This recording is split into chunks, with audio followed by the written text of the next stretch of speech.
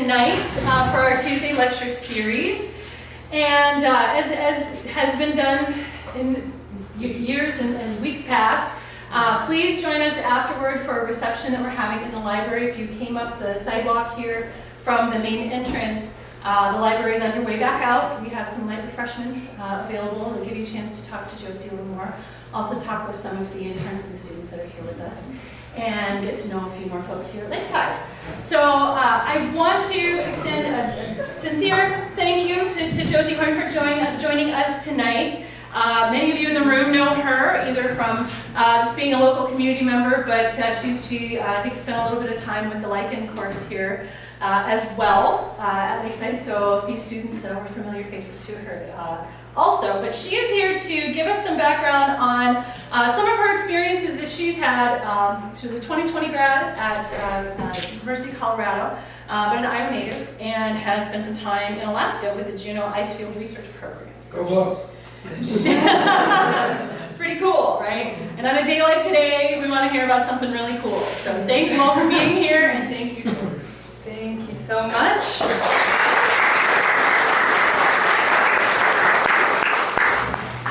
Thank you, everyone, for being here. It's really cool to see a full house. I've been working on this PowerPoint presentation. I have not done that in like 2.5 years now, so I was like reminding myself how to speak in front of a group of people all through today. Yes, I am Josie. I grew up on the South Shore of Big Spirit Lake. I'm really proud to be from this community, and I recently started working with Lakeside Lab, actually just doing some writing for them. So it's also really cool to plug into what's happening here. This specifically is a really, really special place within this community. So I'll start with that. In 2019, I got the opportunity to go up to Juneau, Alaska, and participate in a research program that has been running since 1946, so about 40 years after things got booted over here on the lakes with Lakeside. I want to start by saying that I was talking to some friends who are still involved in the research program, and this is a crazy synchronicity. They're actually doing the preliminary hike today from Juneau, which is at sea level, up some couple thousand feet in elevation, a 12-hour hike to get onto the ice today. And the class of students for 2022, they'll be on the ice field tonight and spend the next 2 months up there. So that feels pretty special. So yeah. I want to start by thanking Mary Stopak, who's actually not here yet, but she's going to join a little bit later. I talked to Mary Stopak right after getting off the ice field in 2019 at the TEDx event here in Okoboji. She gave a presentation on the power of nature-based education, and later after her talk, my dad introduced us, and she's such a kindred spirit. I felt like we were speaking the same language. She's incredibly passionate about not only the kinds of education that can happen when you're outside, but how it can influence your character and how it lends itself to building relationships with other people, and how that's a really transdisciplinary space for people to have conversations and also just make memories and do all those things that make being human like really fun. So that was right after the ice field in 2019, and we recently reconnected, and she invited me to talk tonight. So a lot of gratitude out to her. It's cool to be plugged into Lakeside. Backstory. This is me at 4 or 5 in the area on the prairies that we know that we have around here. In an Iowa landscape that's about 95% altered throughout the state. This is such a little gem of biodiversity. We've got a lot of really rich things going on. And I got the chance to grow up playing outside. Some of my core memories are running through the prairie grass when the prairie grass was taller than my head, or like learning the names of flowers, having a backdrop of bird song. And that's definitely lent itself to the path that I've taken since. I graduated from the University of Colorado in Boulder, and I did 2 years there, but then I decided that I wasn't going to go to school for a little bit, so I took a year off and I went down to South America. I participated in a program called the National Outdoor Leadership School, which is the origin story of my relationship with nature-based education. This photo here was taken in Chilean Patagonia, in the very southern part of South America. And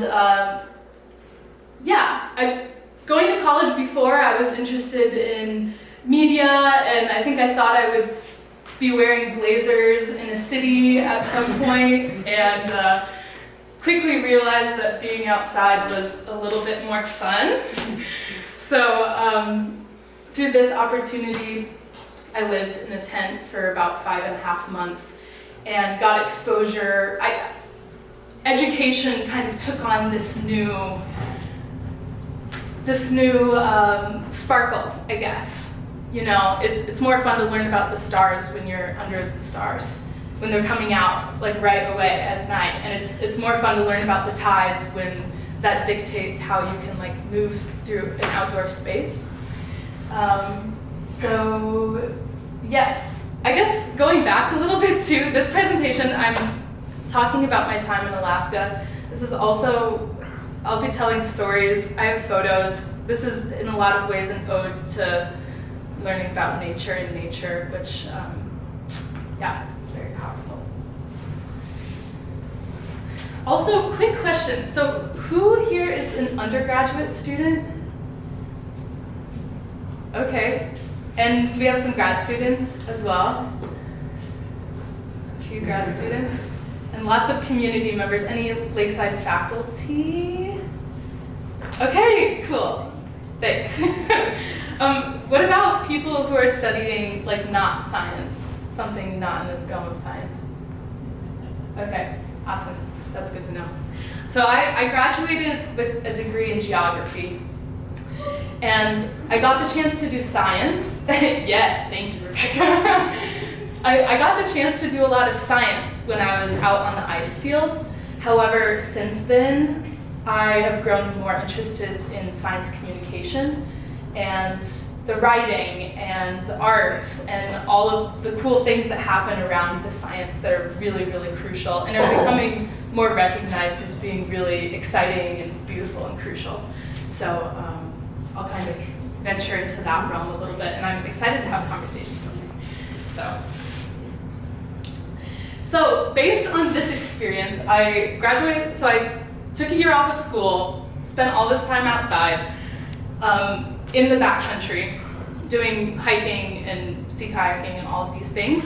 And I came back to school and plugged into the geography department, plugged into Native American and Indigenous studies, and also plugged into Western American studies. And my approach to nature-based education kind of comes from these ideas of being in the backcountry. Is anyone familiar with the Leave No Trace? Yeah, cool. So the Leave No Trace principles are widely used by like the National Park Service. And also people who are backpackers and campers often are familiar with these principles. This is how to succeed while living out of your backpack for a long period of time. And the number one thing here is plan ahead and prepare. And the idea behind this is the best way to not get hypothermia is to anticipate that, okay, there might be some rain, we need to pack our rain gear so we don't get wet in the first place. Or the best way to avoid breaking your leg when you're 50 miles from a hospital is to is to say, okay, this is a really like sketchy portion of the trail. We're gonna slow down, we're gonna take a minute. You do all this planning ahead of time. Anticipation is the best medicine. However, I found myself carrying these principles with me when I returned to school and then eventually went up to Juneau to do this research in my approach to science as well. I was always more interested in the art side of things, but I got this question a lot. The glaciers are melting. Why are you studying them? Like, you know, we know that they're melting. Why are you studying them? And I found this to be really interesting and helpful in my response, which is now, you know, here we are, but we're looking into the future. We're trying to anticipate, you know, how fast is this melt happening? When is this going to affect people who are living in the islands and needing to evacuate? When is this going to affect water sources, etc.? So, and I think science has changed a lot in that way. I think maybe not changed a lot, but I noticed during my research that I was interacting with a group of people who are largely interested in collaborating and looking forward in order to anticipate and make a plan so that we're better set down the line. Back to the fun photos. But first, a little bit of Iowa history. So we have a glaciated history, which is extremely exciting for me because I geek out about ice. So here we are, the Hart home. And we were on the edge. This is the Des Moines Lobe, some 14,000 years ago, which is impossible to understand. If you, yeah, I can't, it's a huge number. And we were only ever on this edge. But we can thank glaciers for the lakes, and we can thank glaciers for the way that we get to live our life and hang out on the lakes. And there's all these signs, and I'm not familiar with the glacial history of this region specifically, so if we have glaciologists who are familiar with the Midwestern glaciology. What's that? She'll be here next week. Okay, good to know.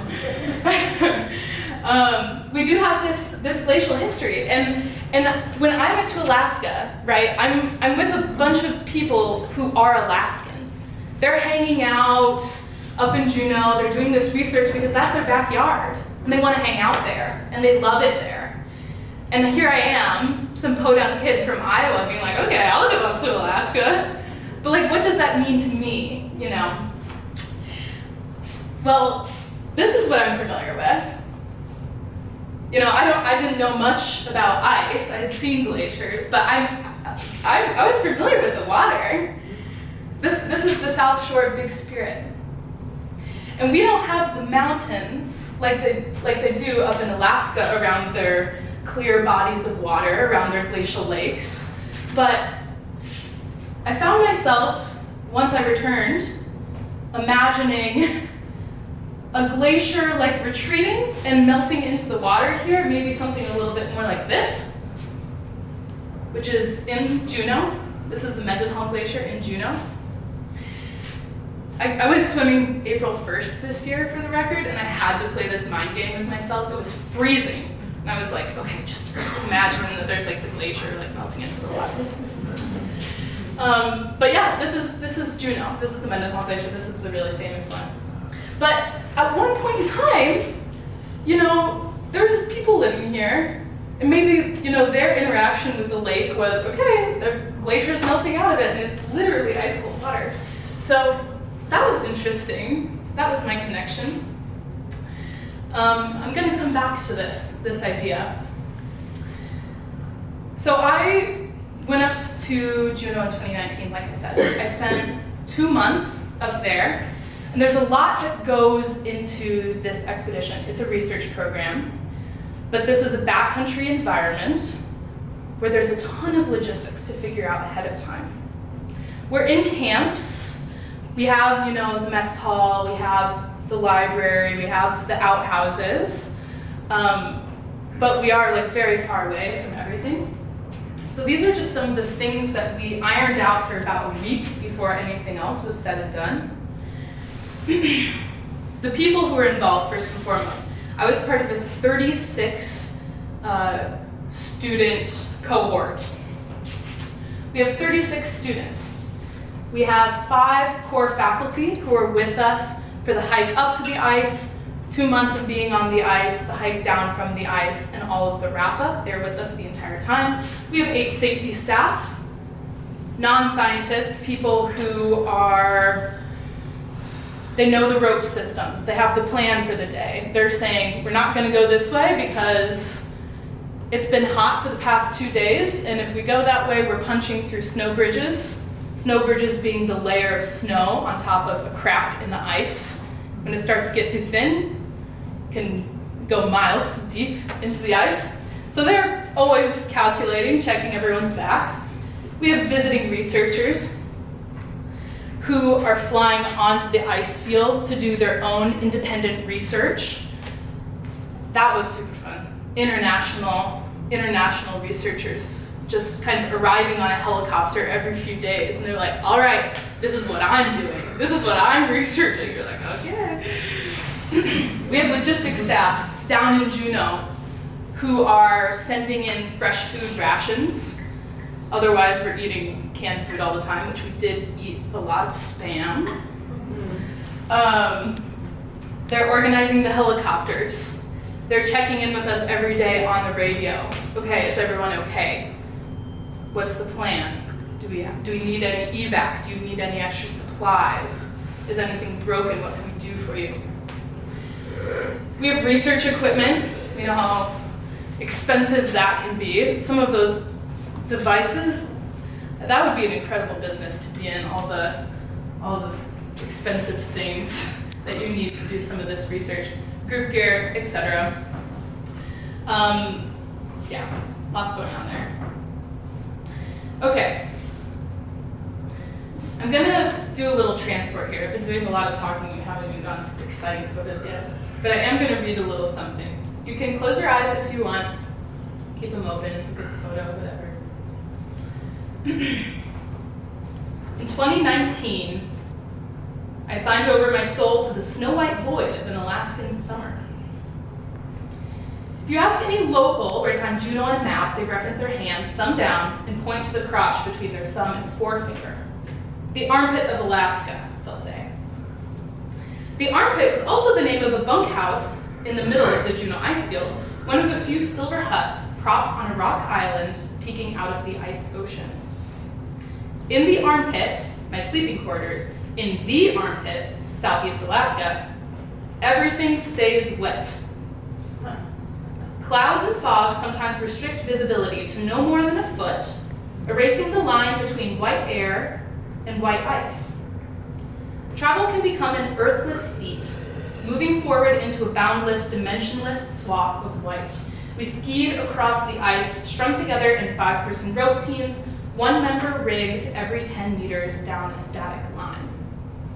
Safety demanded spacing, and I often followed a rope that frayed into the fog. Like our rope, we too were cut off and swallowed by white that summer.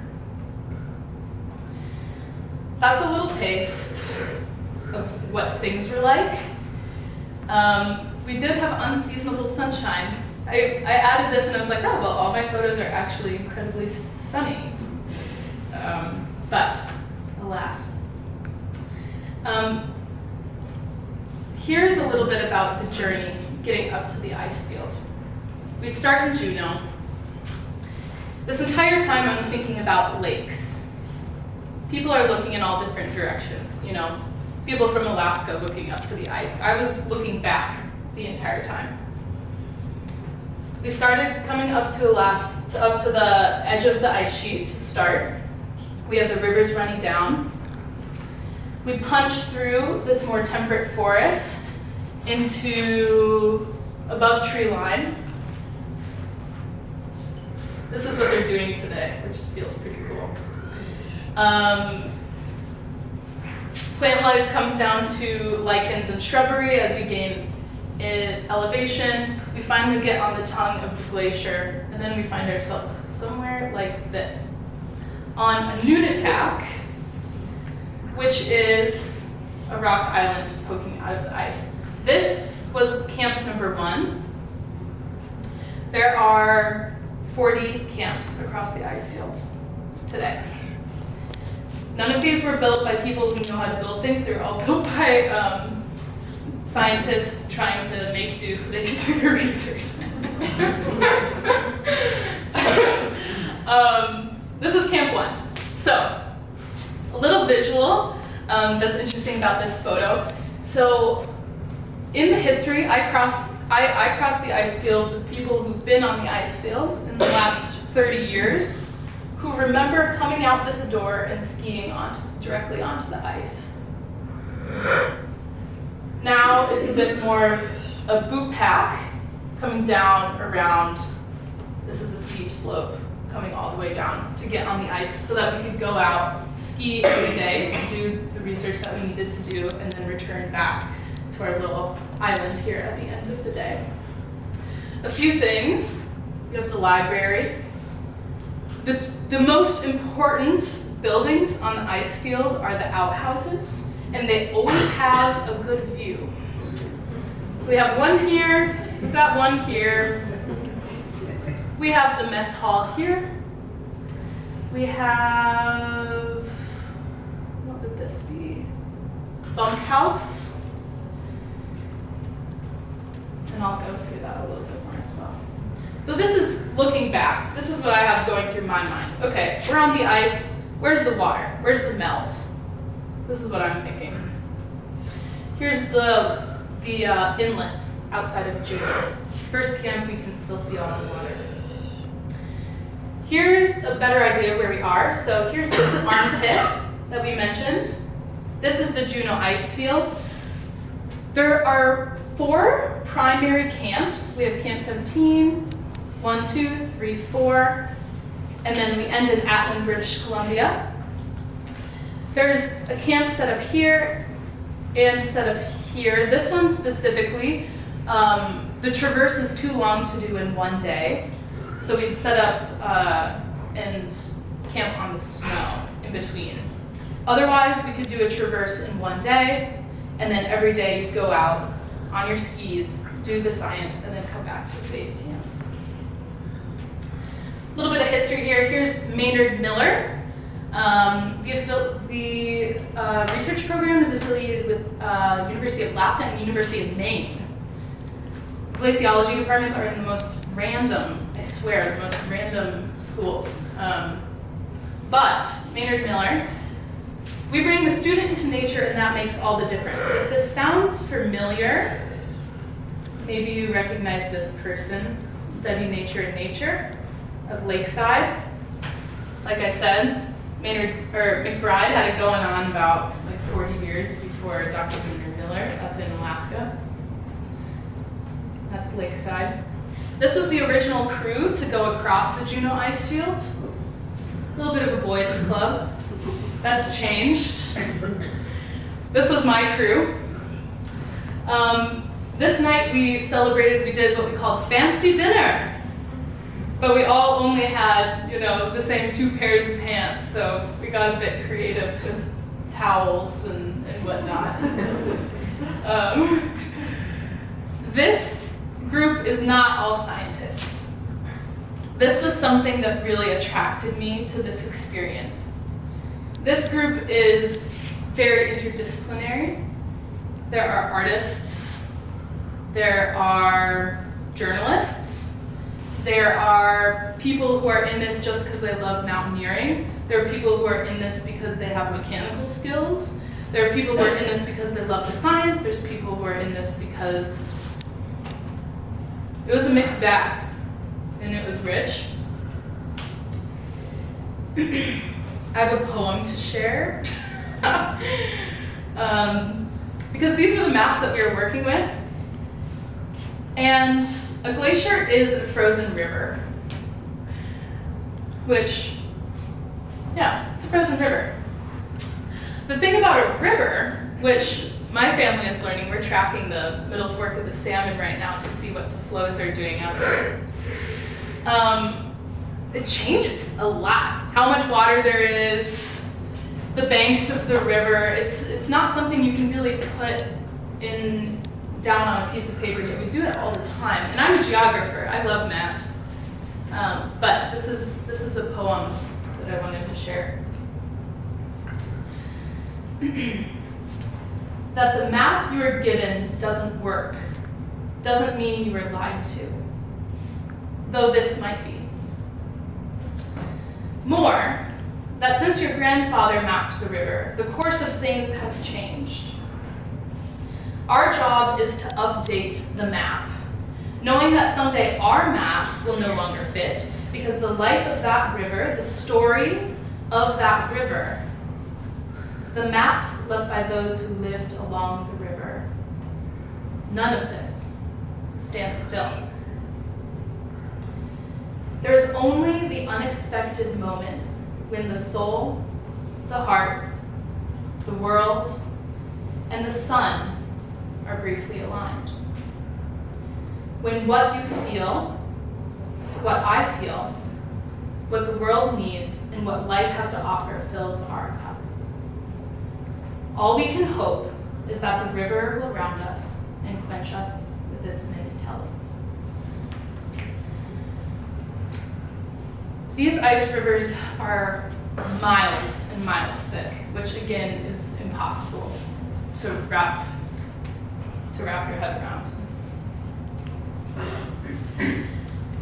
Okay, Icefield Camp Anatomy. This is another one of the camps here. I want to highlight this down here. This was our water source. We put out a blue tarp. The first person to camp would be in charge of opening up the camp. We put out a blue tarp in the sun so that on sunny days, when you shovel snow on top, the dark color absorbs heat, melts this snow down to a funnel, and we'd capture the water in the trash can. That was our water source. And we had helicopters coming and going often. A little look inside. This is the armpit, as I mentioned before. Bunk houses, just bunks and bunks and bunks. And graffiti. Similar to Lakeside, there's been some very legendary scientists who have participated in this program, people who are working every which cool, interesting, and impressive job. Bunkhouse. This is Petunia. This is the outhouse at one of the camps. You flip it depending on whether you're in it or not.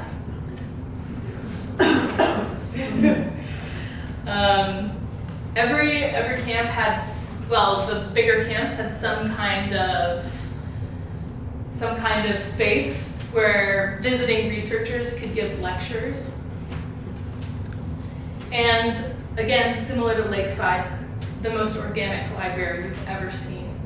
Handwritten books and reports on the walls. Cook shack, we all took turns making food for about 60 people at any given time. Like I said, plenty of Spam and plenty of beans. And also Tang. That was a beloved staple. We were making snow cones this day. Here we have the radio room. Plenty of graffiti in these camps over the years. And if you wanted a shower, you were encouraged to go find a patch of snow and scrub down.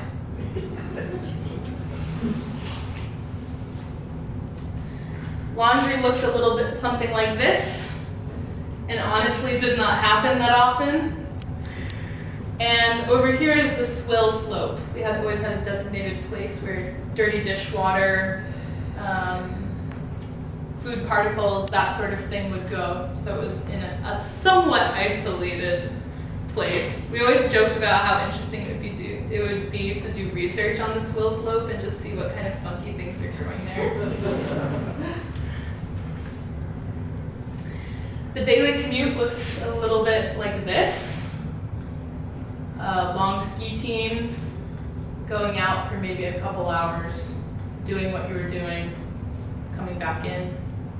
This is my friend Maddie, who is quite the mountaineer these days. This is one of my favorite camps. Like I said, these were not built by someone who knows how to build things necessarily. So they all looked a bit like spaceships. From the roof of this one, you could get above cloud line. It was just this building and that house.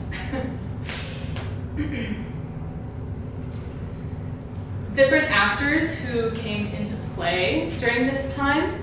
We have people, these were coming from, this was a group coming from somewhere in Wisconsin, a group of engineers. They set up the ice drill so we could take ice cores for the climatology research that was going down.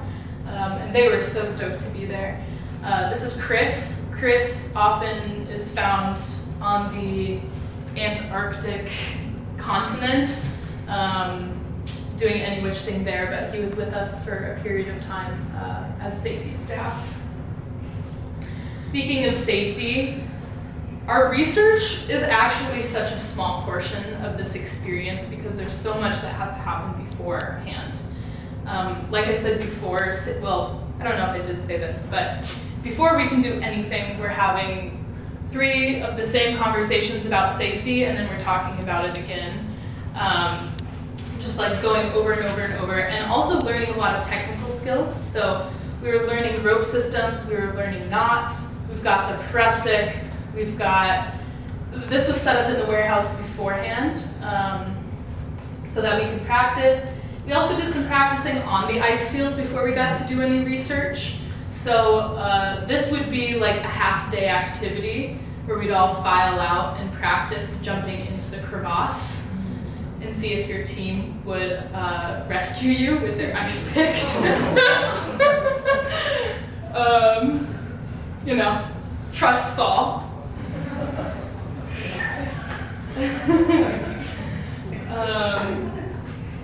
What's happening here? This is actually such a crazy thing. We just spend hours doing this. So this rope team has about 4 people on it. The idea behind this is when you're doing a long traverse, you have a big layer of snow on top of what is the glacial ice. The glacial ice has crevasses in it. Crevasses are cracks, and they can be miles deep. If you go in, you're probably not coming out for thousands of years. So when the snow is a little bit thinner and you have your skis on, you can go perpendicular to crevasses. You have a good weight distribution across the ski, and also you're getting over it a little bit quicker. When the snow is a little bit thinner, we strap together on rope teams. You have 4 or 5 people on a rope team, which means you are attached to the person in front of you and behind you, and you have an ice axe out. An ice axe has one pointed end, one kind of adze end, and like a spike on the bottom.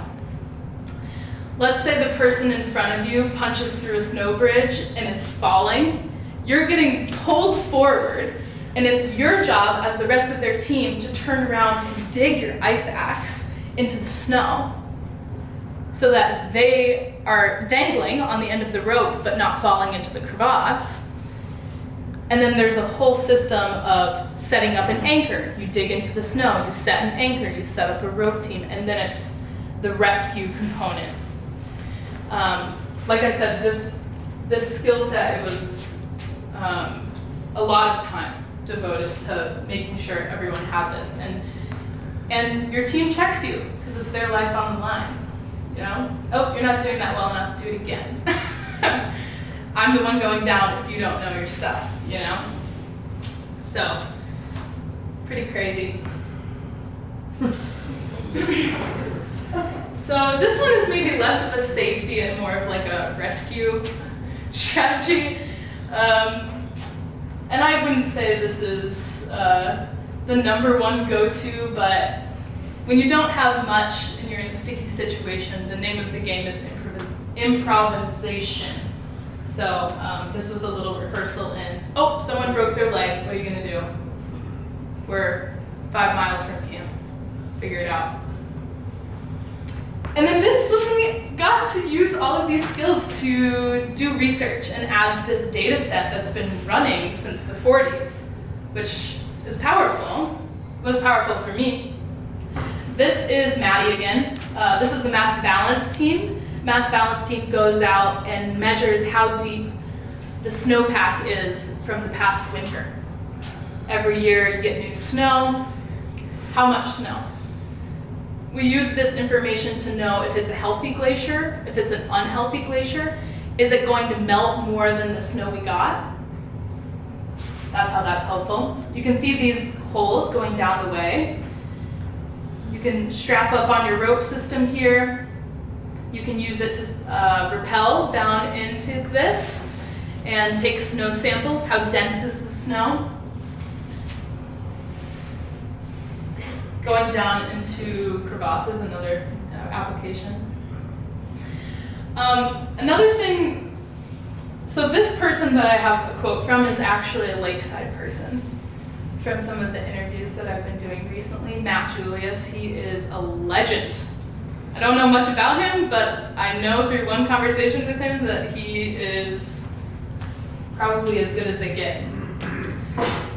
When we were having a conversation the other day, he said, "We fail to understand what a pizza and a pitcher of beer can do to build brilliant ideas." And this is something I think Lakeside does incredibly well.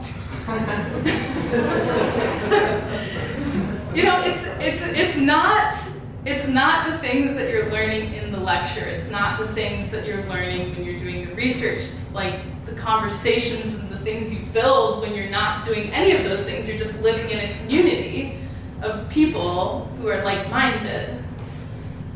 We decided to take our dinner table outside one night. This is a photo that I threw in here for fun because this is midnight. This is a midnight sunset.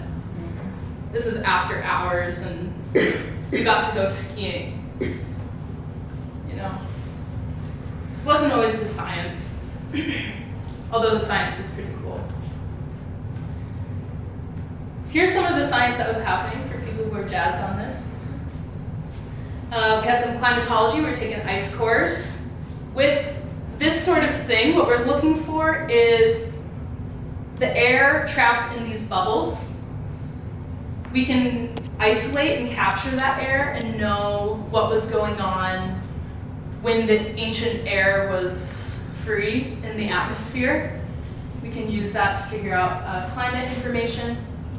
We were looking at watermelon snow, which is pink algae that grows on the ice field, which is becoming more of a situation. And by situation, I mean things are warming up. There's more kind of dense snow. There's more water in the snowpack. Pink algae loves water, so it's growing more. And because of its dark pigment, this is a positive feedback loop. Because of its darker pigment, it absorbs more heat and melts more snow.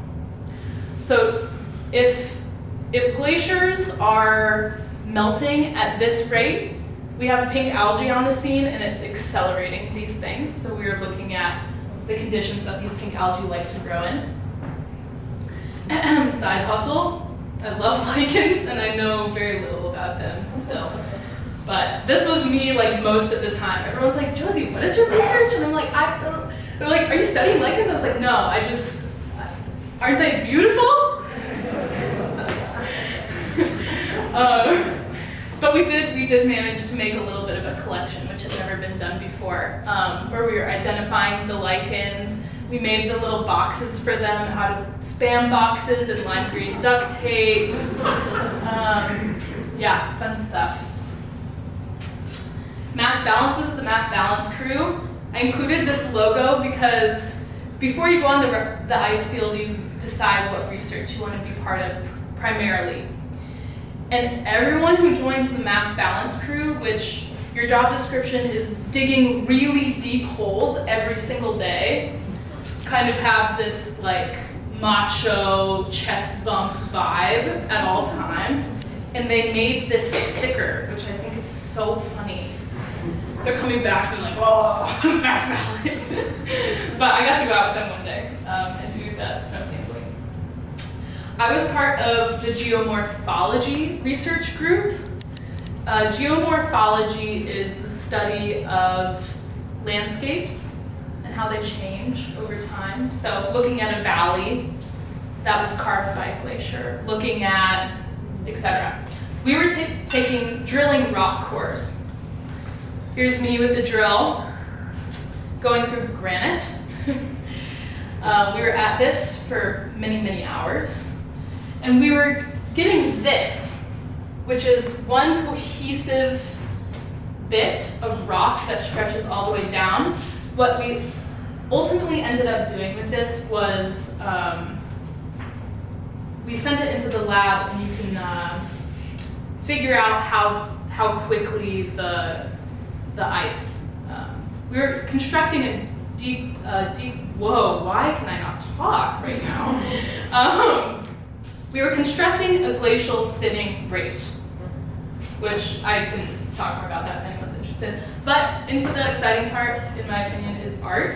I'm going to kind of breeze over some of these artists in the sake of time and questions. This was some of the stuff. We had earrings, we had people doing cyanotypes on the glacier, we had people just doing contour drawings and paintings. We also had people like Ben Huff, who are on the ice field and are extremely talented professional craftsmen. Ben Huff is a photographer. Here's some of his work. Here's our water catch. He was doing portraits. Here is one of the people I crossed the ice field with, who was playing with photographs and cyanotype after the fact. You can see she said, playing around with Polaroid and emulsion lifts, lots of crossing the fingers and hoping for the best while throwing a treasured photo into a pot of boiling water. Mendenhall Glacier, January 2021. This is Hannah Mode. She was our artist in residence. She's worth checking out in general. She also taught classes on contour drawing, which a lot of people in the science realm really appreciated for their own research and papers, etc. Right now, the program is going through a process of recording some of their oral histories, interviewing people, getting a lot of the stuff that's passed around through the years down on paper to start to document that. And kind of to wrap things up, people are like, oh wow, this incredible experience in Alaska. So you like work and live in Alaska, what are you doing now? And it's like, well, you know. But what I will say about this experience, about nature-based education in general, is it was so multifaceted. I feel it prepared me to do pretty much not anything, but it gives you like such a good foundation to actually do whatever you want to do in any which way. I just included these photos. I was a river guide last season, which felt poetic. Be a little bit downstream, be back in the realm of moving water, liquid water. And this was a recent trip to Iceland where I just got the chance to appreciate and be back in a place that felt a lot like home for many reasons. So I'm happy to answer any questions. Yes? You showed a lot of images of people skiing. Was that a requirement before coming that you had to know how to ski? Great question. We had a number of people who did not know how to ski before coming on the expedition. For the most part, the required skiing was more like the cross-country style on flat ice. And then more of the downhill skiing, you could do optionally, hike up, ski down for more recreation. Yeah. Any other questions? Yeah. Well, I'm saying this is really interesting, but were you always going to different camps? And like how many different camps were you at? Yes, absolutely. So I'll go back to this initial map. So we started in Juneau, and we're doing a linear path, stringing together this line of camps. We did four primary camps, and then we would do some snow camping in between. And then there are more camps in different locations that have been used in the past for various research projects. But for the sake of the traverse and ending up back up in Atlin, in order to get all of the research that we need for like the historical data sets that we're adding to, we just stayed at the 4. But some people would peel off and do like smaller missions out for a couple days and then come back to the base camp. What was the weather like this summer? The weather. So this summer was actually the hottest summer on record in Juneau when I was there in 2019. So we would be out in tank tops. And with the snow, you get really sunburned because of the reflection. But there also were days that you couldn't see 5 feet in front of your face, and it's just kind of fog, mist all day long. So it was a good mix of really hot days and really, you're just boxed in. Yeah. Yes. Okay, this is amazing. Could you say a few words about how this experience changed the way that you saw your relationship with Spirit Faith and the wineries around here? Yes, yeah. So one thing that we got the chance to do was present what we had found during our time on the Icefield to the community in Atlin, British Columbia. Small community, smaller than this community, probably a handful of hundreds of people. And they always have questions, is there anything we need to be concerned about? Like, how does this affect us? And that was super powerful for a small community who has this really incredible thing where a lot of incredible science happens to just be concerned about, okay, how's this going to affect me? And I guess it feels a little bit like time traveling in a way, having these two experiences and knowing that somewhere down the line, the community of Atlin might feel a little bit more like this community, not exactly, but in some capacity. And I think that's really driven home this perspective of, okay, we're looking forward. What can we anticipate? How can we, since our climate is changing so much, how can we put people in the best situation? Yeah. Are any of the camps operational during the winter? To my knowledge, people do not go out onto the camps during the winter, mostly you have to access many of them by helicopter if you're not doing a full expedition to traverse. And I think the storm systems that move through this part of Alaska in the winter are so intense, and I don't think anyone's interested in getting out there. Yeah, yes. So Josie, what advice would you give the young students here, from your lessons? You're not that much older than them, but what advice would you give them about, why you took this chance and just what you learned as a person? Ooh, good question, Mary. Advice. I think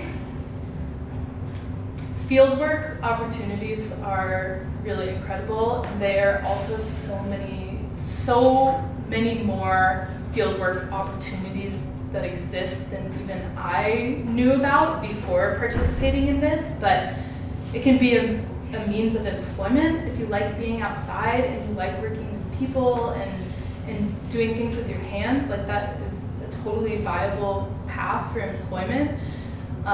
Something like this, like fieldwork opportunities and programs like Lakeside, like JERP, can be really great places to learn a lot of skills in like the realm of research and yeah, I don't know. I just would so recommend doing like fieldwork experiences, I guess. Yeah. And I'm happy if anyone's interested in this specifically, I'm more than happy to talk to you more about it. Other questions for Josie? Yeah, Josie, so most of the team, were they being fed to this research project like through universities, kind of like you? Or were they, I mean, people that were graduated, but I didn't know if it was sponsored to separate and different universities? Yeah, there's definitely alumni networks that exist in certain universities that are always sending a ton of people over, but it's mostly through word of mouth, even in universities like that. I learned about this program by talking to one of my TAs, and she didn't even mention she was part of this until I started asking questions about how she got interested in glaciers. And she's like, oh, well, actually. And I think that happens a lot, and I think it's also worth saying that we had 5 out of the 36 students when I crossed who were not going to college. And we're still participating in this experience in some capacity. Yeah. Yeah. Yes. Other questions?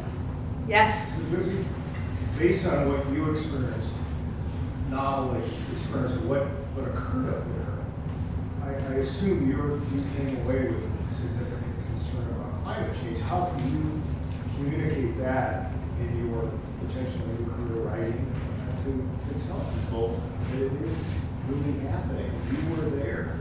Right. That's a great question. Thank you. I think one of my huge takeaways from this, again, for me personally, is I appreciate the science and I'm more interested in the communication side of things, in the writing, in the storytelling, in how you can use an art piece to spark that conversation of, oh, this is really, oh, like there is something happening, you know, in hubbing around something that's beautiful first, and then having that conversation be born out of that. I'm specifically interested because I'm interested in water. I'm interested in sea level rise and how that's going to affect like refugee migrations in the future. I'm interested in the people, island nations, coastal, and yeah, I think writing is a great avenue for that. I also am always so inspired by the videographers and photographers that I work with. I think that's some of the most powerful work for me personally. Yeah, and I will also add, I feel like there's more of a conversation happening around the importance of communication now. They're like, oh, please bring us the artist in residence. Please, like, if you're a journalist, come here and like lead a panel, talk to us who don't know how to step out of the jargon, step out of the lingo of the science realm and get real about what's going on. So I think there's a big need and desire for that in a lot of places, even if jobs don't exist. Going to a place that's a science organization and saying, seems like maybe you need help being a little bit more clear and connecting with your audience, like I can do that for you. People want that right now. Yeah. Well, thank you, Josie.